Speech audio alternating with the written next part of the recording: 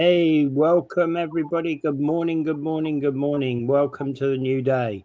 This is Talking Niagara live this morning, your show about news and events that drive the day, drive this area, drive the day.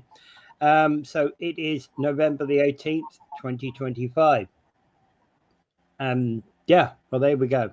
So, a few things here. Carney's budget passed 172 to 168. There were 4 abstaining MPs, 2 Conservative and 2 NDP. I thought it was 170. Oh yeah, you're right. 172. I thought you said 172. You said 170. No, I said 170. 268. Yeah. And to get an absolute majority, you need in this parliament, you needed 172. He's at 169 right now, so he's 3 shy. But the key factor is that 2 NDP MPs abstained, as did 2 Conservatives, to allow this to to pass. It was a close thing. One important point here is that Green Party leader Elizabeth May voted in favour of the budget, and she did so after the decision that Carney made about committing to the Paris Climate Accords. Yes. I don't think we're that far off the Paris Climate Accords. That's a set of targets for 2030, and I think we're on target. We've been on target for them anyway. Well, basically, she needed something that she could go back with and say, look, we got this. Yeah. I know she knows and everybody else knows that we're pretty tight with the Paris Accords already. But she had to have something. And the big thing here was the 2 Conservatives abstaining. One apparently was having surgery and couldn't move or couldn't do anything. And the fellow that was going to retire soon, he abstained as well. His abstention tells you that what he says about the party is not true, that he was leaving the party because of he's pretty fed up with politics and all that. That's not entirely true. If he was still a solid party member, he would have voted against rather than abstaining. So the Conservatives, I think everybody just went a big phew, like they were sitting in between a rock and a hard place. They had a chance to bring down the government, but nobody really wanted the government to come down. Nobody wanted to face another election. Well, nobody wanted to put the country through that too, as a matter of fact. Yeah. In fact, actually, that's exactly it. There's a period of time at which you don't want to go into an election. That is when you start to get deep into the winter. Like, for example, the election that we had last February, a lot of people didn't like that election, did they? The local Ontario election that we had at the beginning of the year, all right? A lot of people didn't like it. It was a nasty election held at a nasty time of year, right? Yes, well, Doug Ford got what he wanted. And, he did. So as far as whether it was right or wrong to have the election, it was a politically astute move on his part. He was riding a wave of popularity, and he was going to take advantage of that at the same time when his opposition parties were very weak and could not really hold up any kind of resistance to him. And they still are anyway in Ontario, but but on a national level, this was a whole different thing. Do you really want to be having a Christmas election? I don't think so. Somehow, anyway. So there isn't one. No, you don't. We've got another budget for another year, and largely, so it went up 170 to 168 because of Elizabeth May and 2 NDP MPs who abstained, 2 Conservatives who abstained. Well, the 2 Conservatives who abstained would have made it a tie if they had voted along party lines, and then I don't know what would happen if it was a tie. They'd have to start again. You would end up recasting the vote. Yes. I don't know how long there would probably be more discussion. There would probably be then some budget giveaways or takeaways, add-ons or takeaways, I mean, and then you'd be back for another vote maybe an hour later or something, you know? This may all work out for Carney in the long run. The opposition parties have been able to save face for the most part. The NDPs, the 5 NDPs that voted against it, they were able to save face. Everybody knows that it was going to be a narrow win for Carney, and everybody's pretty much relieved that it was that. That was my feeling from the very beginning, that somehow this thing was going to get through no matter what, because nobody wanted an election in real terms. Yeah. But they also had to save face. So how do you do that? And that happens when 2 conservatives abstain. Yeah, exactly. You know, so and you know, and so that was kind of more or less as predicted, I think. Right? Yes, but now this also gives, like, there's going to be a lot of learning curves with this new budget, and there's going to be a lot of difficulties going forward because this is a brand new kind of an approach. And there's been a lot of cutbacks in this budget as well. That hasn't gone down very well. There's been like $34 billion worth of cutbacks in the budget, and the budget money has been repurposed towards development.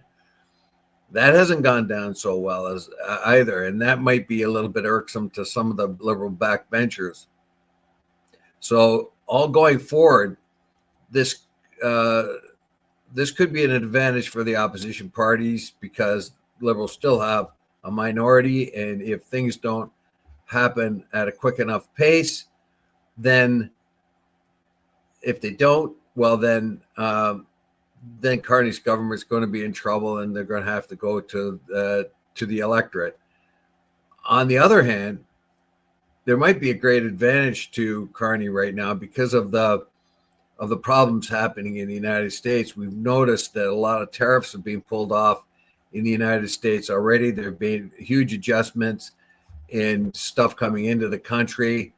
I think the Trump administration cannot put up with another turmoil, and Trump doing things on a whim, like if you have an advertisement on in the World Series about Reagan's opinions on tariffs, and Trump on a whim because he got his feelings hurt, puts another 10% on tariffs on Canadian goods. The things that are happening in the States right now, the kind of disorganization, the flip-flopping on tariffs and all that other stuff, I think Trump is going to want to have a win. And when Canada is a huge trading partner with so many of the individual states in the United States right now, he may come down soft on Canada and call a huge victory. He's going to need something going forward. Rick Pizzacala says that if there's a tie, the Speaker of the House has to vote and must vote in favor. I was thinking about that. I was actually thinking about that. Did the Speaker of the House have the deciding vote? But thank you very much for clarifying that. I didn't know. I was going to suggest that because that was in the back of my mind, but I didn't know that. It just occurred to me. Does the Speaker have a vote? And it's a very good question because yes, the answer is it depends upon how the Speaker's role is defined, because obviously the Speaker as a member of Parliament gets to go and vote anyway, right? It's interesting that he must that whoever the speaker is must vote in favor. Well, yeah, but when it comes, you see, let's say that the speaker was a member of the Conservative Party and he went and voted nay. When he comes back as a member of the House and it was all tied up, he has to vote yay because of the fact that the how I'm guessing that what Rick is saying here is he would have to vote in favor in order to move past the stall point. Okay. Right. So there you have it. You could have a speaker that had personally voted no, that now is on the speaker's box and has to vote yes.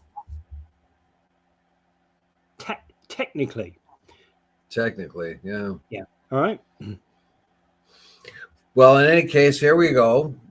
It is our hugest deficit coming forward with this. The idea is to invest, and it will take time for this to bear fruit. I'm afraid. Yep. And if it is the best of all possible budgets, and if it will do what it's supposed to do, we will. I don't know how long it will be before we see the results of that. Yeah. But one of the things that probably in the favor of Carney, as I said it earlier before, is the GOP in the United States is becoming quite divided. There's a lot of the GOP members who are not in favor of tariffs on Canada. The Senate has voted against the tariffs on Canada, as we know, and voted against the tariffs on Brazil. We find that the administration is flip-flopping on a lot of that, reducing tariffs so that to try to reduce the cost to the actual American citizen. And I think that the Trump administration will start looking for positive wins in the trade, ones that are more likely a win-win scenario instead of a zero-sum game. They played the zero-sum game where we're going to win and you're going to lose, and that's all there is to it. We're going to make out better and you're going to make out worse, rather than traditionally where we say, you know what, we think we're on the losing end of this and we want to readjust things so things are more equitable, like normal negotiations usually happen. With the Trump thing, it's zero sum. We're going to take it, too bad, go by. This hasn't been working. The tariffs have been causing cost of living. No matter what Trump says, he says anything any day. Plus, the Epstein thing is getting out of hand down there. I'm not so sure there's going to be a whole lot of stuff against Trump in the Epstein files, but the fact that the Democrats have won and have forced Trump to demand to do a 180 and demand and insist that the files are going to come out. But he did put qualifiers on it. Any files that you are legally allowed to have, and that was the Pam Bondi and the Kash Patel scenario up until now. So I think it's just another way of stalling, but it will cause agitation in the United States for quite some time, and Trump may need a win. In other words, anything that is trade deal with Canada. Yeah, anything that can be released. So basically, with the Epstein files, he's releasing anything that can be released unredacted, and will cause nobody any pain. So it has to be the victims have to be redacted out of it. Yeah, for the protection. Apart from the victims, and I accept that. But for example, what this is largely going to be is the only names on there are probably going to be Maxwell and Epstein, and the other names. If there's another name on it, it won't get to the public. Well, Trump's name's all over it, but it all over them. There's mentioned many, many times, but there's nothing really there that implicates him in the sex trafficking. Yeah, but an email that's saying from Jeffrey Epstein, I will be there, Giselle, in 20 minutes. Just leaving Trump's now doesn't mean a thing, right? No, not really. No, It doesn't mean anything at all. We knew that, of course, we've known that he pursued a lot of different people looked like the cosmopolitan jet-setting dude, but there was this undercurrent of sex trafficking and so on. And obviously it's embarrassing to the Republicans. Otherwise, they would have released it. And as they said about Biden, why didn't Biden release it for 4 years? Well, Biden didn't see advantages to that because there's probably full of Democrats in there too. So he didn't see any real advantage in releasing them. And once the Republicans got a hold of it, they thought, oh, this is equally damning to us. And now we're in power. So I'm not going to release it. You know what I mean? And no, I'm just saying. So you got an on there. You see them, and you see an Albert Smith in there who is known to be diddling kids, right? Who's a member of your party. Don't you take action against Albert Smith to remove him? You know what? I don't know. I think there's going to be a lot less come out of this because there's being a huge amount of efforts to cloud and to segregate things. They needed the time, I think, basically to cut out any of those wealthy people that were involved in this, people of power, people of political donation power type of thing. Yeah.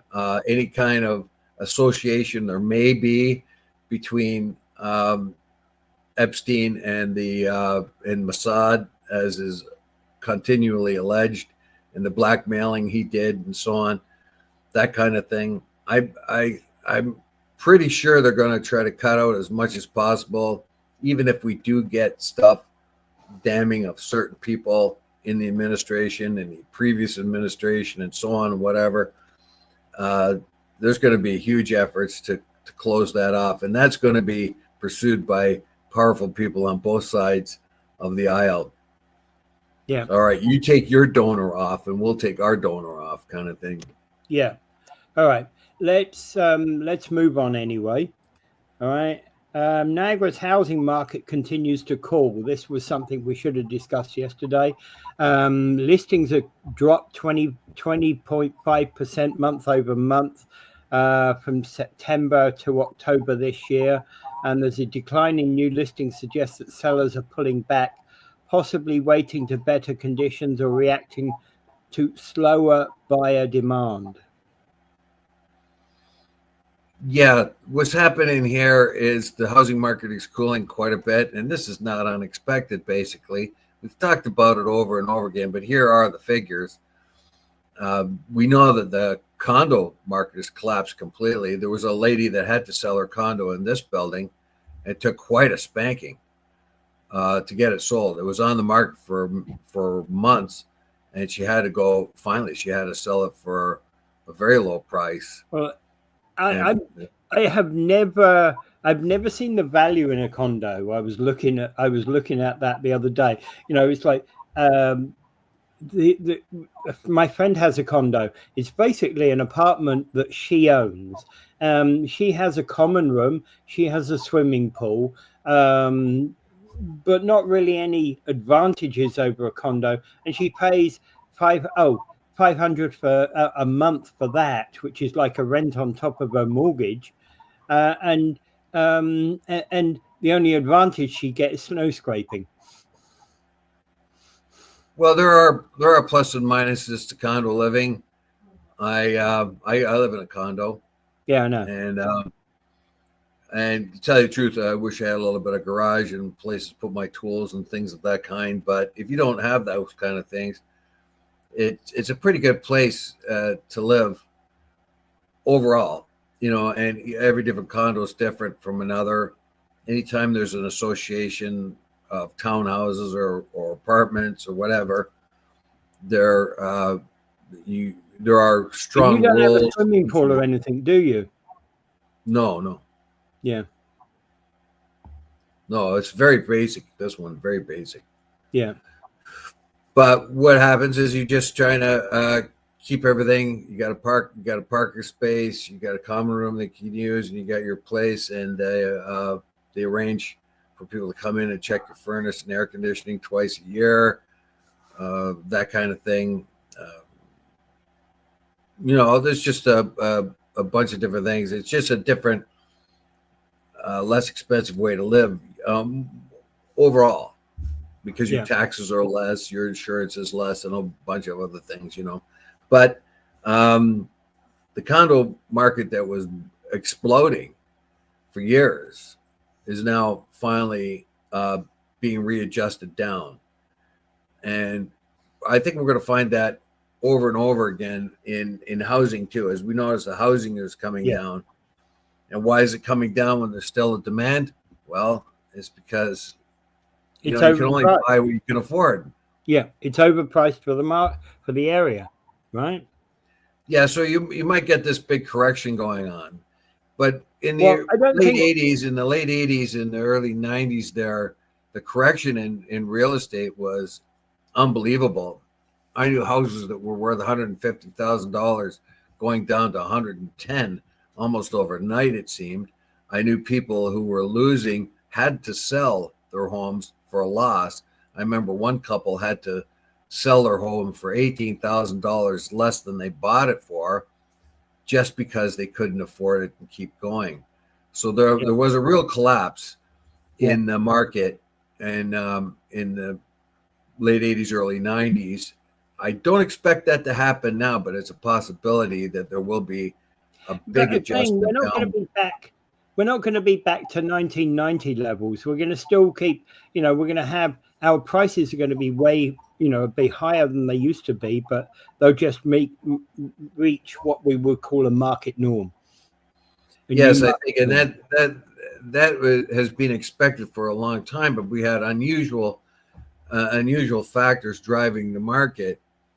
Now, in the United States, they've blamed a lot of the increase in the housing on the illegals coming into the country, which is dumb, because illegals typically don't have enough money to buy a house. So how could they interfere with the housing market there? But here, we did blame a lot of new Canadians a little bit for investment from outside of the country into real estate in Canada.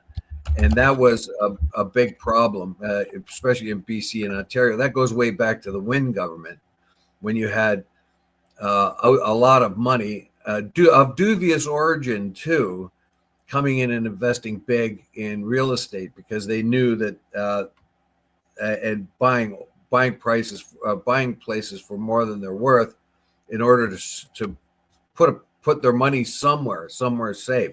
We talked about that over and over again. But lately, as places like Niagara will find that there's been this kind of immigration wave from the GTA into the Niagara region. I think that's probably pretty much over now. So when people started to move down here and sell their bungalows for $1 million and come in here and buy a posh place for $500,000, now I'm going back a bit. You know what I mean? Yeah.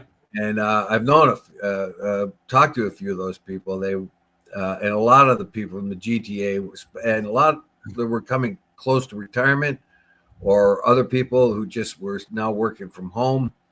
They could come into the area and buy a really nice. The idea, if you're retiring within 5 years and you move down here at a point, you kind of, maybe you've retired by now, and kind of that was a good move, right? Because now you've got a property in a new area that's probably as good as your old property, but half the price. But you're not concerned about whether the market moves up or down in the next 5 years anyway, because you've bought yourself a stable home. Yeah, the way you look at it is, if I overbid on this house, I still win big time, because I had such cash flow from my property in Mississauga or in downtown Toronto or something. This has happened at different times. I remember there's a big in the 80s there was a big thing where older folks in Toronto were buying places in Lindsay and Peterborough, because they were getting twice the house for half the cost. Yeah. When they sold a place in Toronto. So that's probably over now. So this kind of insane amount of demand from outside of our city, still for our city properties, has probably ended now. you can still go to some places in Ontario and actually find some unusual places. My wife found one the other month. She said, "Hey, look at this place," and wasn't what it was an interesting place, but it was way undervalued from what I could see. But it was out in the middle of nowhere. Can't remember where, but she loves to look at Well, those sort of things. but that's a big problem too. I've talked to people that moved into places like Port Colborne and Ridgeway and Fort Erie and that kind of thing from the GTA, and they suddenly find themselves in a city where there's not a whole lot that they normally would have. The relatives aren't around them anymore. Sure, they got a nice big house and everything else like that, but you can't jump in your car and go to the theater. You can't jump in your car and do this and that. There's a limited amount of things you can do. Well, you can jump in your car and do those things, but you can't. They're not around the corner like they used to be in Toronto. That's my whole point. Yeah. All right, moving on. Niagara Falls pilot project is offering jobs to get single parents off of Ontario Works. So what are the key aspects of this, Dave? Well, basically, the municipalities are being approached by Ontario Works. It looks like a teamwork kind of thing, and trying to, as we know, Ontario Works is that agency which tries to help people bring up their skills. Like people are difficulty finding jobs. They try to train them and help them get into the workforce somewhere along the line. And a lot of the jobs are temporary jobs that they can start to do to develop work skills. Go ahead. OW often deals with a lot of, let's call it more temporary injuries and that sort of thing, don't they? Workplace injuries and that. Well, that could be part of it, but we see here there's going to be an undercurrent of people that are going to find it hard to break into the workforce. Yeah. And they mentioned single moms here. Now. Yeah, they mentioned single problem. Yeah. Okay. Anyway, go on. Go ahead. I was just saying it's a very big problem right now about breaking into the workplace. Go on. That's when I read this, I remember a lot of the issues I had when I was trying to break into the job force myself. Is very, very difficult. It's very, very difficult when you don't have a job and there's fluctuating economies up and down. You get overlooked because of all the different applicants out there. Now, Ontario Works gives you a bit of a leg up. You have to be willing to devote the time to be trained and to be assigned and that kind of thing. I'm sure there are a lot of people, particularly in this case, the single mom kind of thing, they'd be itching to get into the workforce somewhere along the line. And Ontario Works would help them with daycare, maybe help them with the rent and other things. So they take the stress of those things off of them, and then they can sort of concentrate on their job and trying to get a job. And that helps. I don't know how effective it is, but the city itself seems to be involved in this, and the different municipalities in and around are going to try these pilot programs to try to help slot people in here and there and see if they can improve their skills and be patient with them as an employee.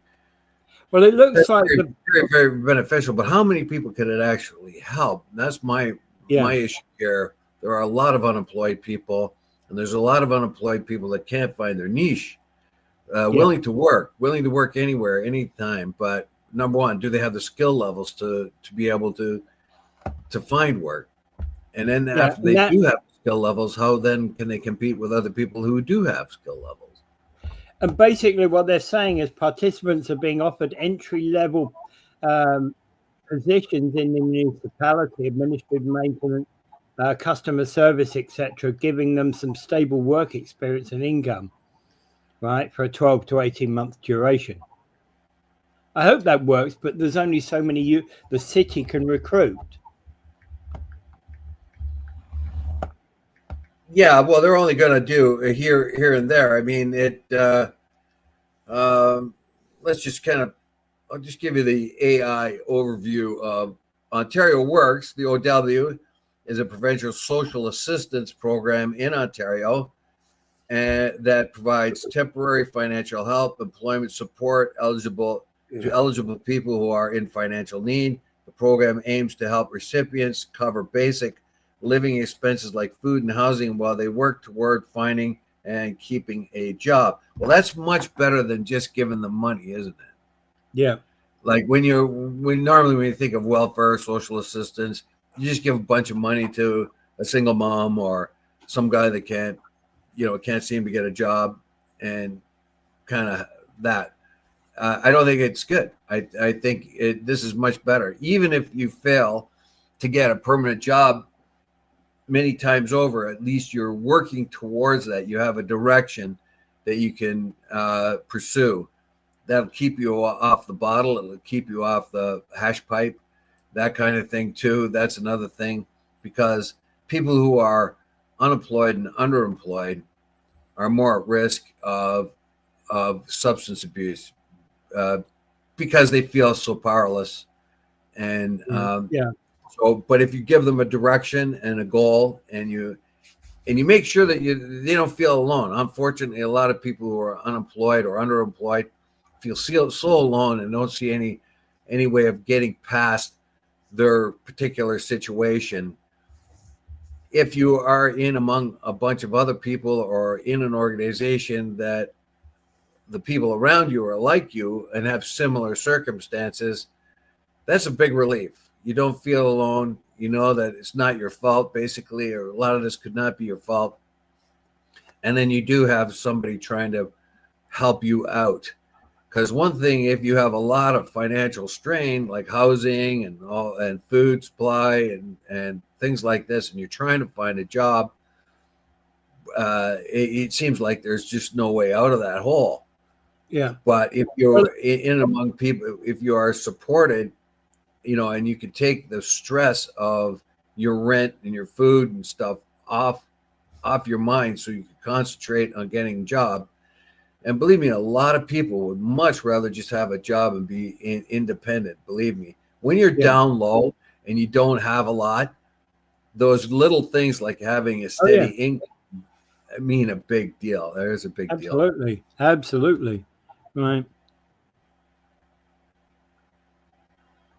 Okay. I think. So okay, go ahead. Eddie is saying, did I hear that Niagara is having some strange noises coming from underneath?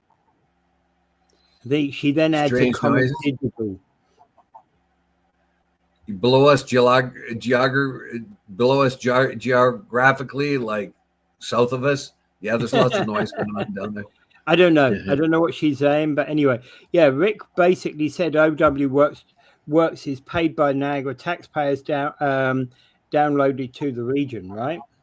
And the thing is, I hope this works. But the thing is that, given how many people we have on OW right now, the fact that the municipalities are using OW as a means of recruitment, good.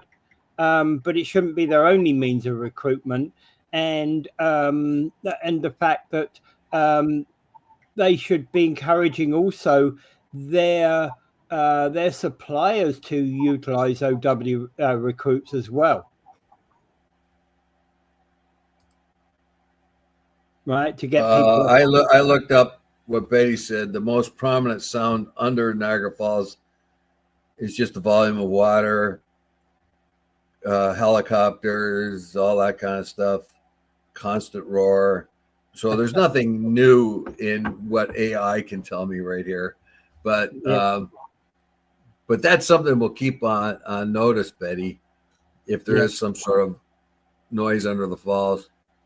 Okay. If that noise gets a little louder, we can expect the real estate boom to crash pretty quick as people run away from their homes if they feel something is going to blow up underneath them. So again, another good news article I saw that was about the Great Lakes, and they're basically been shipping's been up all year. for certain things. Not Yes, but yeah, we've reviewed this before too, in a preliminary kind of look at what was going on through the Seaway. We find that there's a huge amount, like nearly 10% more grain, for instance, and stuff like that, bulk stuff. But the industrial stuff is down. So a lot of the industrial stuff like coal and iron and all that kind of thing is down, which is telling us that the agricultural market is fairly good, and most of that's coming from the West, by the way. It's potash, it's soybeans, it's wheat, it's other agricultural products coming through. barley, So canola, oats. Yeah. So we see an uptick in that. But what we do see a downturn is in industrial goods or things that lend themselves to industry, like iron ore and coal and so on and stuff like that. Now, coal, you need it for to make iron. So the bulk of the coal that you see coming through the Seaway is used in the production of steel. Yeah. However, I don't know. It's kind of indicative of what's going on. Basically, there is still this demand for agricultural goods all over the world, of course, and Canada is well set up for that, to meet those demands, because it has huge farms and huge agricultural capability, particularly out west, potash, grains of any kind.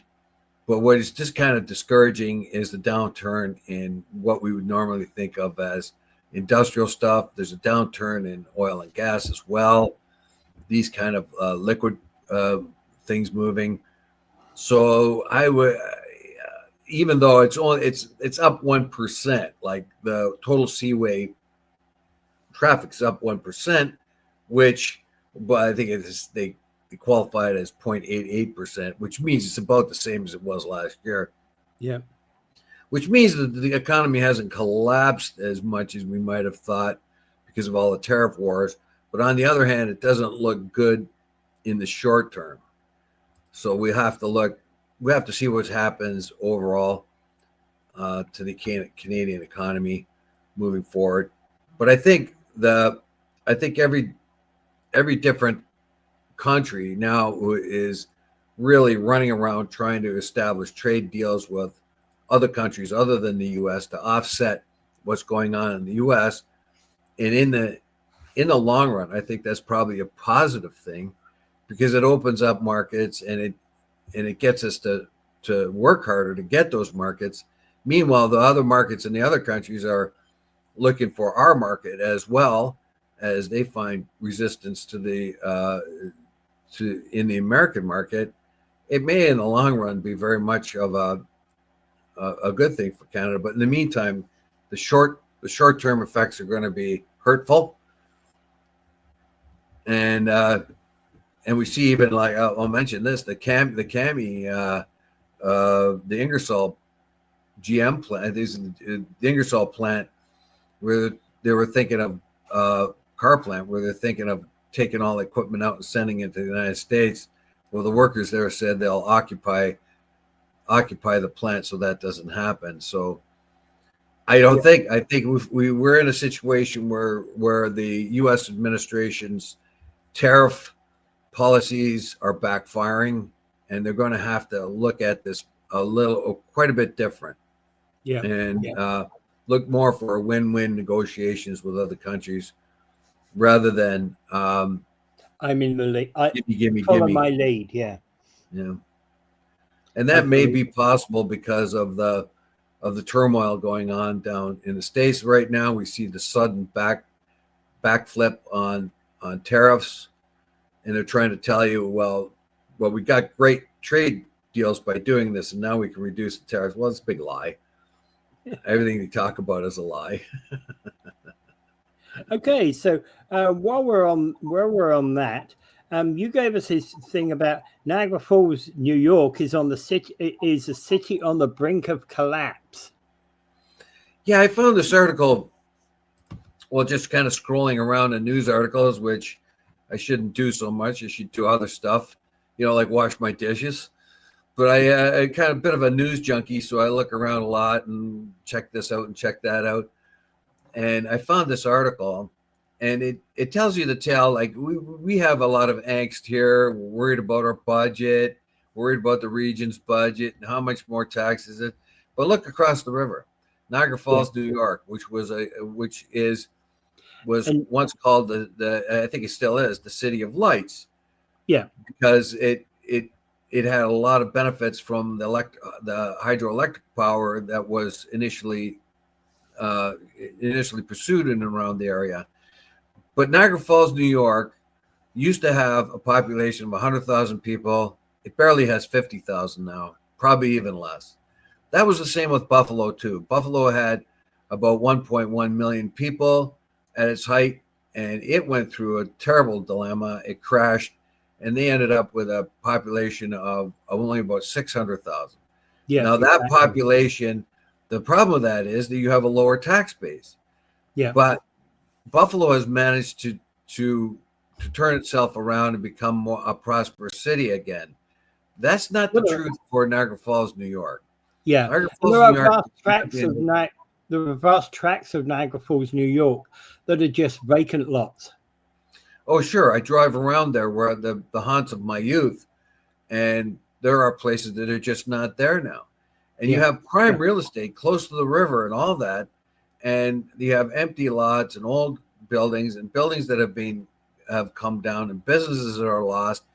And this is a call for and even restaurants, famous restaurants that were famous on both sides of the river, closing because they can't get the clientele, is because Niagara Falls, New York is not a prosperous city. It is a city in decline. And this Yeah. particular article makes it very clear that that's the case. Yeah. Go ahead. Yeah, and basically it's just a sad state of affairs for our brothers on the other side of the rivers. And Now we see this. Rick says, Dave, get a dishwasher. I got one. I got one, but it doesn't work very good. Anyway, yeah. So but let me summarize what I just heard there. He leaves the dishes in the sink for 3 weeks, and then he puts them in the dishwasher, expecting the dishwasher to do the cleaning, and of course it doesn't. How dare you say that? I only leave them in the sink for 2 weeks. Oh, I'm sorry. I'm sorry to defame you. Jeez, what do you think I am? A guy that already you're putting me in that slot of a 3 weeks dishes in the sink. How dare you? It's only 2. Well, maybe sometimes 2.5. Right? Yeah, good job. We can have a laugh, eh? Yep. Yeah. So I would say that Niagara Falls, New York. Look, what is it with American cities, and why do they collapse so completely and so fast? The same economic problems are happening over here. Buffalo, it hits a hard spot very quickly. It declines very rapidly. 2 out of 3 of the people that lived in Buffalo wish they could live somewhere else, but couldn't for a very long time. The population almost halves. 1/2 of the population leaves town. The big steel mills are gone and all that. But Buffalo takes decades, but has managed to turn itself around. Niagara Falls, New York completely depopulates by 1/2. Detroit completely, the inner city just completely collapses. What is it with American cities when they get to that point where they can no longer sustain themselves and go through this incredible cycle of depopulation and ruin? There was a time when I first came to Canada, I saw a house listed in Detroit for $1. Yeah.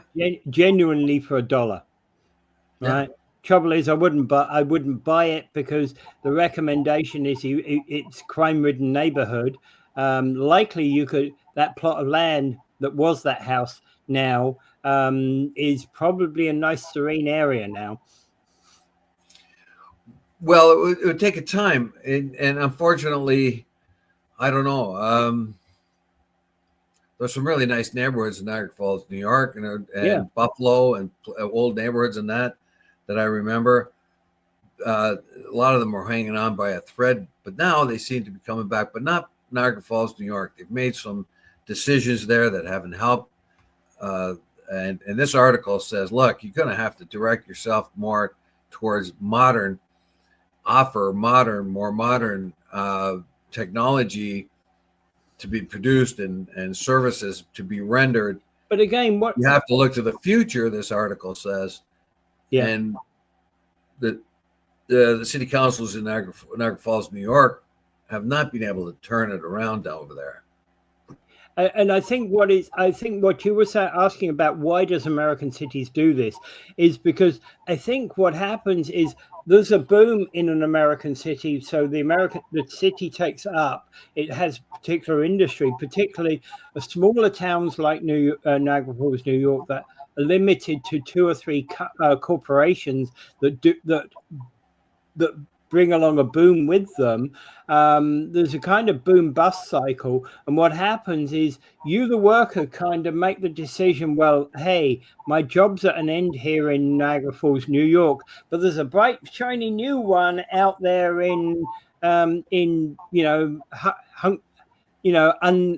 town, Kentucky. I'm heading there. So now you got a new job in a new town in Kentucky, and you move off to Kentucky. You may or may not be able to sell your place in Niagara Falls, but you make a new life in Kentucky. So first you start renting, then you buy a house, then you move on, and then the same happens to Hicksville, Kentucky. Then you're moving on to. I don't think so. I think that's a very unlikely scenario. I think people move out. Poor people move out to find some opportunity in other poor places. I think that's mostly what's happening. As far as businesses go, people who own the business and find them unsustaining anymore will get as much as they can by selling them or getting rid of them, and just not and then just use their savings or whatever to live on, or just move their business to somewhere else. A lot of these businesses don't even continue anymore. You look at all the countless bars and restaurants that were in Niagara Falls, New York. They're very prosperous. They depend a lot on Canadians coming over, but they aren't very. They can't sustain themselves anymore. I don't think. Yeah, I think basically what's happened is you move out of town if you can't. Obviously people in Niagara Falls, New York, which 50% of the people left, and over 40% of the people in Buffalo left, obviously. Yeah. But there was others, like I said before, 2 out of 3 of the people in Buffalo in the 90s wanted to live anywhere else but Buffalo. That's not the case now, but they couldn't. They couldn't get out. There was no place to go. So the people that left. Point, if you've got a job elsewhere, you just leave behind what leave that house behind. That's very possible, right? But why doesn't the same rapid collapse happen here? Yeah, it doesn't, because we've got a different style of economy. Anyway, let's move on. Trump's plan for Gaza has been backed by the UN Security Council, and with basically China and Russia abstaining. Yeah, notice they did not vote against it. They did not veto it. They have veto power. They also have a vote. So they just have a regular vote, or they could have a veto power vote because they're members of the Security Council, permanent members. They stayed out of it. I believe that I'm not so sure if I want to give a feather in the cap to Trump, this might be it if it works, but it has a lot to do with the engaging with the oil-rich countries in and around the region. They need stability. They have always been on the side of the U.S., and they're telling them, look, if you want to advance the economy of this area and continue the Abrahamic Accords, something must be done with Gaza. I think in reality, the the Israelis are feeling they've lost Gaza. They won't be able to colonize it. I think that's their kind of conclusion there. But they want to colonize as much of the West Bank as possible right now. And although all eyes are sort of on Gaza, what they're doing in the West Bank is hideous. They're killing people. They're destroying and making life as miserable as possible. We talked about Christian villages being run over and people pushing them out. And this is all with the support of the IDF and the Israeli government. They say it's illegal, but then lend their guns to, nobody gets, the settlers go and burn a place. They know exactly who they are. And they never get, somebody goes over and arrests them for a day and lets them out. So they're really, really hot to get as much of that West Bank as possible or make it impossible for Palestinians to live, and trying to force as many of them to emigrate anywhere else, get out of there, make more room for Israelis. The problem here is the Palestinians aren't going away. And the whole world is now viewing this as a big problem. What the Israelis want to do is make sure that there is no possibility of an independent Palestinian state. And you can see how they do that and how they colonize the West Bank. They do it in patchworks all over the place, so there cannot be any dividing line between the Palestinians and them.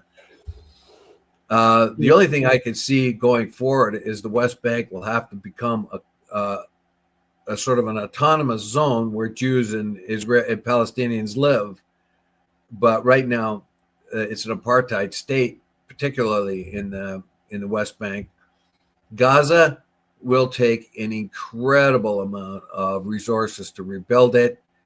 And the plan did not work of forcing them out. And the IDF and Netanyahu not too happy about that one bit. And but the countries in and around are supposed to come in and support the Gaza, right? And I don't know. I really don't trust Trump, but Trump doesn't trust Netanyahu. I don't trust the United States all in all, because they always look the other way, and they've always got another bomb for Israel to drop on an innocent person. So the world is being against the United States, but we can see now that the power of the United States is being dwindled by China. They could not solve the Ukraine war. They go around claiming they stop wars all over the place. That isn't happening. Well, and they're about to launch a war against Venezuela, or at least they're threatening it. So the power of the United States is being reduced. Well, one of the so things they cannot. Mike Waltz, the U.S. ambassador to the UN, told the Security Council that there's going to be an international security force that's going to be set up, and that this ISF is going to be taken from about I think eight different nations. They'll work with Israel and Egypt along a newly trained and vetted Palestinian police force to secure the area, and that there's going to be they've approved the creation of a transitional governance body called a Board of Peace. Yes, saying it. Of course, the UN has sort of approved this, because basically the UN hasn't got any other better idea. I think many of the UN members feel, okay, well, at least we'll try to stop some of the violence there and try to get some food and stuff like that and reestablish. Because right now you have a huge population suffering immensely. You've got children for 2 years now not going to school, not eating well enough, and all of that kind of thing. I'd like to see you have crime rampant. Have a chance, right? Have a chance at a life. Yes, right? exactly. Have a chance at normality. Yes, that's what we want. We want that, and we want them to be able to pursue something rather than being locked in a cage like they were before. Yeah. The violence perpetrated on Israel by Hamas can never be excused, back on when it happened and the 1,200 people being killed. Many of those being killed by the Israeli-friendly fire, by the way, which is coming out more and more. But the response to it is being vulgar and coarse and not like a democracy at all. Not like I don't know. It was brutal. It was coarse. It was ugly. But what do you expect when you put people in a big cage and you tell them you can't leave and come back? You don't have a passport. We decide what industries are going in there and what isn't. We decide what caloric intake you need. That was the first.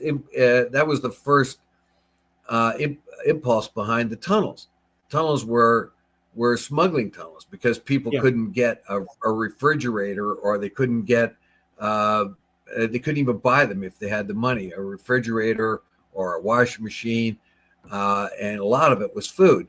Some of the first basic tunnels were just taking sheep and stuff into Gaza to sell them there because the Israeli government would not permit enough food. But again, what is going to change? You're still going to have a Gaza. You're still going to end up with a Gaza behind a cage. Well, if it it'll be guarded by peacekeeping force goes in there, if the definitely they can put up the cage, but the controls the controls are the thing here. Yeah, like Israel controlled everything. They even controlled the natural gas off the coast of Gaza, so it's ours, not yours. You know, so if the international body comes in and starts saying, "Okay, Israel, you got to stay out," and these resources belong to the Palestinians, et cetera, it's going to be hard to get rid of the radical forces that have pursued for so long in Gaza.